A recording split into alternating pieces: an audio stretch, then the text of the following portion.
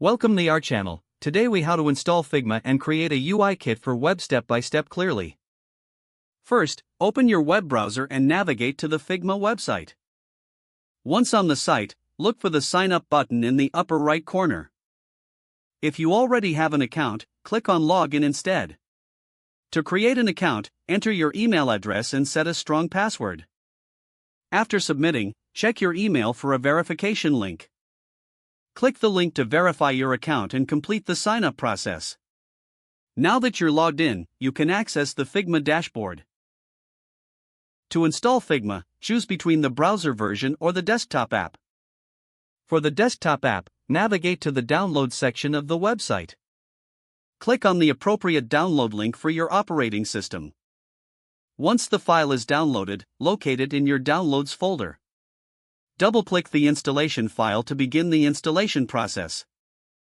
Follow the on-screen instructions to complete the installation. After installing, launch the Figma app from your Applications folder. Now that Figma is open, let's create a new file for your UI kit. Click on the New File button in the dashboard. You'll be taken to the Figma canvas where you can start designing. Before creating components, set your canvas dimensions to match typical web sizes. Use the Frame tool to create a frame for your design. Label this frame as UI Kit for easy identification. Next, think about the components you want in your UI kit. Common components include buttons, input fields, icons, and navigation bars. Start by designing a button component. Use the rectangle tool to create the button shape.